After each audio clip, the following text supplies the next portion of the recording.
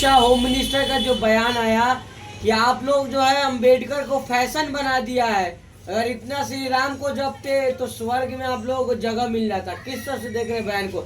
अंबेडकर की तस्वीर लगी हुई है, असुद्दीन वैसी की लगी हुई है, सबसे ज्यादा अंबेडकर को वही कोट करते हैं। कैसे देख रहे हैं तमाम मुद्दों को? हमारा नेता भी कहता है कि हिंदुस्तान का अगर हीरो कोई रहा है, हिंदुस्तान का हीरो है कोई, हिंदुस्तान के दिलों में कोई बसता है तो वो लीडर एक है जिसका नाम संविधान निर्माता बाबा साहब डॉक्टर भीमराव अंबेडकर जी हैं। और ऐसे महान विभूति के लिए जिन शब्दों का इस्तेमाल गृह मंत्री अमित शाह जी ने किया है, उन शब्दों से हिंदुस्तान के तमाम तबके, हिंदुस्तान का जर्रा जर्रा आज दुखी है और उबाल है उनके अंदर। एक संवैधानिक कुर्सी पर बैठा हुआ व्यक्ति अगर आज वो उस कुर्सी पे बैठ पाए हैं तो वो भी बाबा साहब भीमराव अंबेडकर जी की देन है। और फैशन बना दिया है ना सर। जहां तक स्वर्ग की बात है, अगर ये नेता वाकई स्वर्ग दिखाना चाहते हैं हिंदुस्तान को, तो बाबा साहब ने जो संविधान दिया है, संविधान में जो अधिकार दिया है गरीब गुरबों को, कमजोरों को, दलित को, पिछड़ों को, अल्पसंख्यकों को, सभी धर्म के लोगों को, वो उन्हें दे दे। स्वतः ही हमारा देश स्वर्ग होगा और इस स्वर्ग को छोड़ के जाने की अभिलाषा कोई नहीं करेगा। लेकिन जिस तरह से सर कहा जा रहा है कि अभी होम मिनिस्टर ने कहा है कि आप लोग इसमें गलत क्या बयान दे दिया, उनको गलत आपको क्या लग गया? देखिए, सवाल ये उठता है ना, कहते हैं ना कि गुरूर ए मसनदे, गुरूर ए मसनदे शाही से क्यों डराता है, यानी कि ये अंदाज उनका जो तानाशाह अंदाज है, उस पर मैं कहना चाहता हूं, गुरूरे मसनद शाही से क्यों डराता है, मुझे घरों की तबाही से क्यों डराता है, मुझे घरों की तबाही से क्यों डराता है। चढ़ा हुआ है जो सूरज, चढ़ा हुआ है जो सूरज गुरूब भी होगा, चढ़ा हुआ है जो सूरज वो गुरूब भी होगा। जलाले जिल्ले इलाही से क्यों डराता है, क्यों डराता है। तानाशाही ये हिंदुस्तान की आवाम कतई बर्दाश्त नहीं करेगा।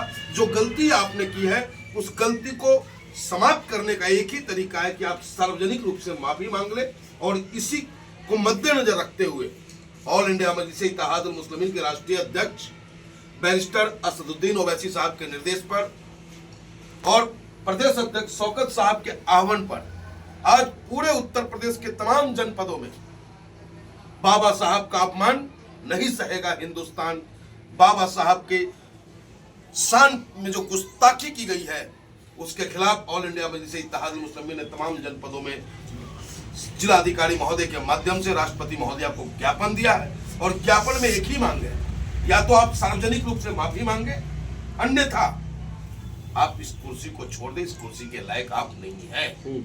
लेकिन होम मिनिस्टर कह रहे हैं कि अगर हम माफी मांग ले, कुर्सी छोड़ दे, लेकिन जो बाबा साहब के साथ नाइंसाफी हुआ है वो विपक्ष के लोग ही किए हैं, कांग्रेस ने किया है खास तौर पे। देखिए, जिस पे किया हमने भरोसा उसी ने हमको लूटा है। हम हिंदुस्तानियों को समय समय पर जिन्हें भी मौका मिला उसने लूटने का काम किया, वो अधिकार हमें नहीं दिया। कभी कांग्रेस ने लूटा, आज भाजपा लूट रही है। तो क्या इसी उम्मीद के साथ हिंदुस्तान की आवाम ने कांग्रेस को बैक फुट पर ला करके भारतीय जनता पार्टी को ताकत दिया? उसको ताकत इसलिए दिया ना क्योंकि अन्ना का आंदोलन हुआ। ताकत कहाँ है लोकपाल बिल? अन्ना जी आज कहाँ है? क्यों नहीं वो निकल पा रहे हैं अपने रिद्दीगंज से? सिद्धिगंज जो जगह है उनका, वहीं के वहीं पैक बैठे हैं। तो जो कुछ भी हुआ और इनकी सत्ता आई, उसके बाद जो सत्ता आ रही है वो झूठ, आडंबर, जाति, धर्म, हिंदू, मुस्लिम, इन मुद्दों पे ये राजनीति करते हैं और इनको सत्ता मिल जाती है। जबकि हिंदुस्तान की आवाम नौकरी चाहता है, शिक्षा चाहता है, स्वास्थ्य लाभ चाहता है, अच्छी सड़कें चाहता है, बिजली चाहता है। इन सब मुद्दों पे कहीं कोई बात नहीं करना चाहता, हमें आपस में लड़ाने का प्रयास करते हैं। लेकिन सर जिस तरह से आप कह रहे हैं कि, तो क्या लग रहा है कि होम मिनिस्टर इससे माफी मांगेंगे? ये जो मुद्दा मांगना पड़ेगा, मांगना पड़ेगा। ये हिंदुस्तान है, हिंदुस्तान की धरती, और हिंदुस्तान की माँ बंजर नहीं हुई है। हिंदुस्तान की माँ समय समय पर योद्धा पैदा करती रही है, और आज एक योद्धा है जो बाबा बैरिस्टर असदुद्दीन, जो बाबा साहब के मार्ग पर चल करके हमारा नेता बैरिस्टर असदुद्दीन ओवैसी साहब क्रांति की बिगुल फूंक चुके हैं। आपने देखा होगा कि महाराष्ट्र की धरती पे पूर्व सांसद, प्रदेश अध्यक्ष महाराष्ट्र के, उन्होंने किस तरीके से आक्रामक प्रदर्शन करने का काम किया। लेकिन ये सरकार, वही कहते हैं कि पुलिस के दम पर ये सरकार नहीं चलेगी। फर्जी मुकदमा करके हमारे नेता, हमारे कार्यकर्ताओं को डराने का जो प्रयास ये कर रहे हैं, हम जेल जाना पसंद करेंगे, लेकिन अमित शाह जी माफी मांग लें। लेकिन होम मिनिस्टर कह रहे हैं कि नहीं, माफी तो नहीं मांगने वाले। मांगना पड़ेगा साहब, मांगना पड़ेगा। उनकी बपौती नहीं है, जो वो कह देंगे वही कानून होगा। संविधान ने हमें वो राइट्स दिया है, बाबा साहब ने वो अधिकार हमें दिया है कि कोई भी गलत बोलेगा, कोई भी गलत कानून लाएगा, कोई भी गलत चलेगा जिससे कि समाज को तकलीफ हो, उसके खिलाफ सड़कों पे उतरने की ताकत है और हम उतरेंगे, निरंतर उतरते रहेंगे जब तक कि ये माफी नहीं मांग लेते। लेकिन होम मिनिस्टर कह रहे हैं कि स्वर्ग, जो इस तरह का बयान उन्होंने दिया कि अगर अम्बेडकर की जगह श्री राम का नाम लेंगे तो स्वर्ग में जगह मिलेगा, तो बात तो सही भी है ना सर। राम का नाम जब लिएगा तभी तो कुछ अगर होगा। आज हिंदुस्तान के सबसे बड़े पंचायत में वो भगवान श्री राम का नाम भी ले पा रहे हैं, तो वो बाबा साहब भीमराव अम्बेडकर जी की देन है। आप मानिए अपने मजहब को, कौन रोक रहा है आपको? मैं भी मानता हूँ अपने राम को, मेरा नेता मानता है अपने अल्लाह को, आप मानिए वाहेगुरु को, कोई प्रॉब्लम नहीं है। लेकिन जब बात देश की आवाम को लाभ पहुंचाने की है, जब बात देश को मजबूत करने की है, तो वो सिर्फ और सिर्फ बाबा साहब के लिए संविधान के माध्यम से ही हो सकता है। आप सोचो, इस हिंदुस्तान को सोचो आंख बंद करके कि कितने भाषाएं समेट करके अपने आप में समेट बैठी हुई है हिंदुस्तान, कितने धर्म के लोग हमारे हिंदुस्तान में रहते हैं, कितने प्रांत के लोग रहते हैं, और इन सब को मिला करके बाबा साहब ने एक धागा में पिरोया संविधान के माध्यम से, और आज हम अखंड भारत में आजादी की सांस ले पा रहे हैं। लेकिन सर, जिस तरह से आप कह रहे हैं कि, लेकिन वो एक फैशन नहीं बन गया? आपको नहीं लगता हर बात में जय भीम जय भीम होना? किसका करें हम? जय अमित शाह बोले हम? आप बताएं, क्या है उस लायक वो? तो जय भीम ही बोला जाएगा साहब। जय भीम ही हिंदुस्तान का हीरो है, हिंदुस्तान के दिलों पे राज करता है, हर घर में बसता है जय भीम, इसलिए हम जय भीम बोलेंगे। लेकिन आप लोग भारत माता की जय नहीं बोलेंगे? बोलते हैं, क्यों नहीं बोलते? बोलते हैं, हम बोलते हैं। अब आप जबरन हम किसी से चाहेंगे कि चाकू रख करके बुलवा ले, तो ये संभव नहीं है। मैं बोलता हूँ भारत माता की जय, वंदे भारत बोलता हूँ मैं, मेरे बोलने में क्या प्रॉब्लम है? हमें कोई दिक्कत नहीं, हमें हमारा मजहब हमें इजाजत देता है, किसी का मजहब इजाजत नहीं देता तो आप उससे जबरन ना बुलवाएं। देश में भारत माता चलेगा कि जय भीम चलेगा सर? नहीं, जय भीम भी चलेगा, भारत माता भी चलेगा। मदर इंडिया है हमारा देश, जो है माँ के नाम से जाना जाता है, तो भारत माता चलेगा और जय भीम भी चलेगा। भारत माता जय बाबा साहब भीमराव अम्बेडकर जी ने भी कहा था, और हम हिंदुस्तानी भी कहते हैं। लेकिन असदुद्दीन ओवैसी की पार्टी, आप लोग जो आज ज्ञापन देने गए थे, पूरे देश भर में ज्ञापन दिया, उत्तर प्रदेश में खास करके, क्या लग रहा है इससे अमित शाह पे कुछ फर्क पड़ेगा, होम मिनिस्टर पे फर्क पड़ेगा? देखिए, चिकना घड़ा पे चाहे जितना पानी डाल दो आप, पता ही नहीं चलता कितना पानी पड़ गया, और अगर खुरदुरा हो तो पता चलता है। लेकिन प्रयास करना, कहते करत करत अभ्यास पे जड़मती हो तो सुजान, और रसली आवत जात है सिल पर परत निशान।